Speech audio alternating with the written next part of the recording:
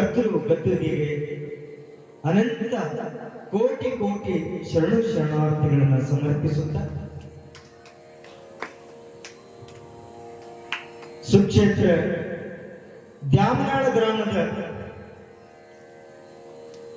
ಗುರು ಹಿರಿಯರೇ, ತಂದೆ ತಾಯಂದಿರೇ, ಅಣ್ಣ ತಮ್ಮಂದಿರೇ, ಯುವಕರೇ, ಮುದ್ದು ಮಕ್ಕಳೇ, ತಮ್ಮೆಲ್ಲರಿಗೂ ನನ್ನ ಅನಂತ ಶರಣು ಶರಣಾರ್ಥಿಗಳು.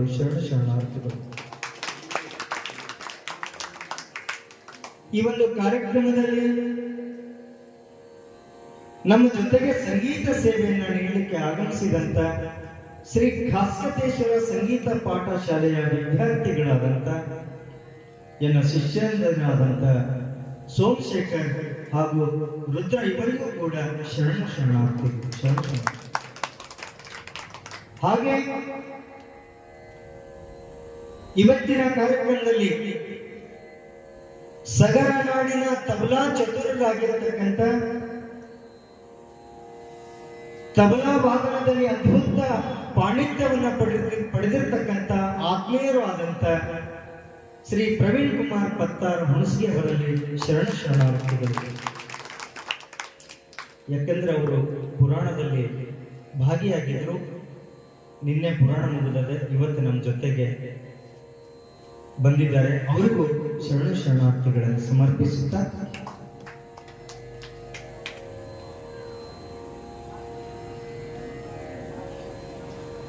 ಸಂಗೀತ ಲೋಕದ ಧ್ರುವತಾರೆ, ಗಾನ ಗಂಧರ್ವರಾಗಿರ್ತಕ್ಕಂಥ, ಗಾನ ಯೋಗಿಗಳಾಗಿರ್ತಕ್ಕಂಥ ಪುಟ್ಟರಾಜ ಕವಿ ಗವಾಯಿಗಳು ನಮ್ಮಂತ ಅನೇಕ ಕಲಾವಿದರನ್ನ ಬೆಳೆಸಿ ಅವರ ನಮ್ಮ ಗುರುಗಳ ಪುಟ್ಟರಾಜ ಕವಿ ಗವಾಯಿಗಳ ಗುರುಗಳಾಗಿರ್ತಕ್ಕಂಥವ್ರು ಪಂಚಾಕ್ಷರಿ ಗವಾಯಿಗಳು. ಅವ್ರಿಗೂ ಕೂಡ ಅವರು ಕೂಡ ಕಣ್ಣಿಲ್ಲದ ಸಂತರು, ಗಾನಯೋಗಿಗಳು, ಪಂಚಾಕ್ಷರಿ ಗವಾಯಿಗಳು.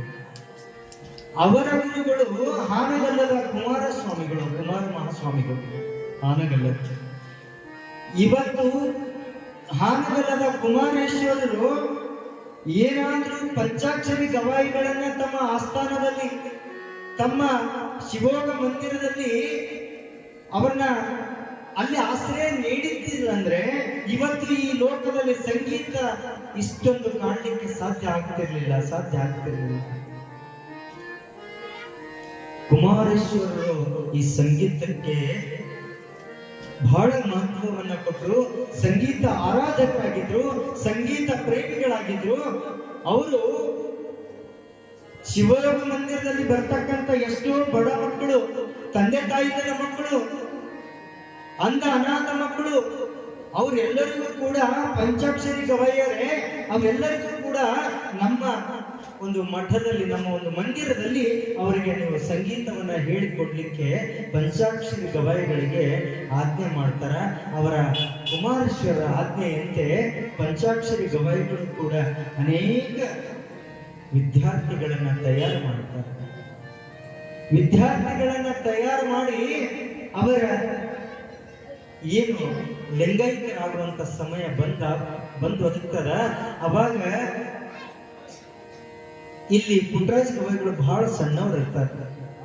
ಅವ್ರನ್ನ ಹೋಗಿ, ಯಾಕಂದ್ರೆ ಚಿಕ್ಕ ವಯಸ್ಸಿನಲ್ಲೇ ತಂದೆ ತಾಯಿಯನ್ನ ಕಳ್ಕೊಂಡಂತವ್ರು ಪುಟ್ಟರಾಜ ಕವಿ ಗವಾಯಿಗಳು.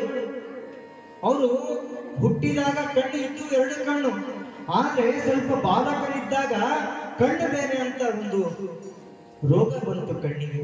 ಕಣ್ಣು ಬೇನೆ ಬಂದದಕ್ಕೆ ಅವಾಗ ಅವ್ರ ತಾಯಿ ಸಿದ್ದಮ್ಮ ಕಣ್ಣು ಮೇಲೆ ಬಂದದ ಏನು, ಅವಾಗ ಈ ತರದ ಸ್ಪೆಷಲಿಸ್ಟ್ ಆಸ್ಪತ್ರೆಗಳು ಇರ್ಲಿಲ್ಲ.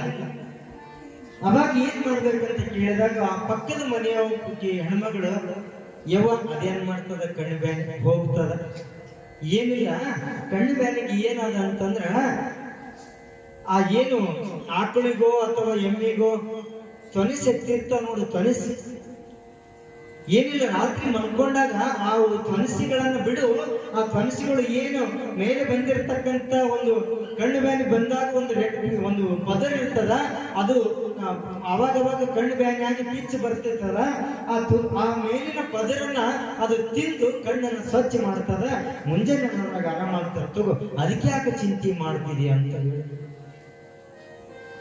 ಆಗ ನನ್ನ ಮಗನಿಗೆ ಆರಾಮಾದ್ರೆ ಸಾಕಾಗ್ಯದ, ನನ್ನ ಮಗನಿಗೆ ಕಣ್ಣು ಬ್ಯಾನಿ ಹೋದ್ರೆ ಸಾಕಾಗ್ಯದ ಅಂತ ರೇವಯ್ಯ ಮತ್ತು ಸಿದ್ದಮ್ಮರು ತನ್ನ ಮಗನ ಆರೋಗ್ಯವಾಗ್ಲಿ, ಬೇಗನೆ ಕಣ್ಣು ಬೇನೆ ವಾಸಿ ಆಗ್ಲಿ ಅಂತ ಏನ್ ಮಾಡ್ತಾರೆ, ಆಯ್ತು ಅವ್ರ ಪಕ್ಕದ ಮನೆಯವ್ರು ಹೇಳ್ಯಾರ ಅಂತ ತಿಳ್ಕೊಂಡು ಆ ಹುಡುಗ ಇನ್ನು ಸಣ್ಣವಿದ್ದ, ಹೋಗಿ ತುಳಸಿಯನ್ನ ತಗೊಂಡು, ತುಳಸಿ ಗೊತ್ತದ ತಮಗೆಲ್ಲ, ಏನು ಇದಕ್ಕೆ ಅಂಟ್ಕೊಂಡಿರ್ತದ ನೋಡ್ರಿ, ಆ ಎಮ್ಮಿಗೋ ಆಕಳಿಗೋ ಕರುಗೂ ಆ ತುಳಸಿ ಅಂಟ್ಕೊಂಡಿರ್ತದ. ಆ ತುಳಸಿ ಯಾವಾಗ ಅಂಟಿಕೊಂಡಿರ್ತದ ಅಂದ್ರೆ ಜೀವಂತವಾಗಿದ್ದ ದೇಹದಲ್ಲಿ ಮಾತ್ರ ಆ ತುಳಸಿ ಅಂಟಿಕೊಂಡಿರ್ತದ. ಆ ತುಳಸಿನ ನಾವು ಕೈಲಿ ಕಿತ್ತಿದ್ರು ಕೂಡ ಕಿತ್ತುದಿಲ್ಲ, ಅಷ್ಟು ಗಟ್ಟಿಯಾಗಿ ಅಂಟ್ಕೊಂಡು ಬಿಟ್ಟಿರ್ತದ. ಆ ತುಳಸಿನ ತಗೊಂಡು ಬಂದು ಮಗುವಿನ ಎರಡು ಕಣ್ಣಾಗ ಹಾಕಿ ಬಿಟ್ಟಳು. ಏನಿಲ್ಲ ಮಗು, ಅಪ್ಪ ಪುಟ್ಟಯ್ಯ ಸ್ವಲ್ಪ ಕಣ್ಣು ಮುಚ್ಕೊಂಡು ಮಲ್ಕೊಂಡ್ ಬಿಡಪ್ಪ, ನಿನಗೆ ಆರಾಮ ಆಗ್ತದ ಅಂತ ಹೇಳಿ ರಾತ್ರಿ ತುಳಸಿಗಳನ್ನ ತಂದು ಎರಡು ಕಣ್ಣಾಗ ಹಾಕಿದ್ದು. ಎರಡು ಕಣ್ಣಾಗ ಹಾಕಿ ಇನ್ನ ಬೆಳಗಿನ ಜಾವ ಎದ್ದು ನೋಡ್ದಳ, ಆ ಕಣ್ಣು ತುಳಸಿ ಏನ್ ಮಾಡದ, ಆ ಎರಡೂ ಕಣ್ಣುಗಳನ್ನ ತಿಂದು ಕಣ್ಣು ಪಿಸಿರಾಗಿ ಹೋಗ್ಬಿಟ್ಟದ, ಪಿಸಿರಾಗಿ ಕಣ್ಣು ಗುಡ್ಡೆನೆ ತಿಂದ್ಕೊಂಡ್ಬಿಟ್ಟ.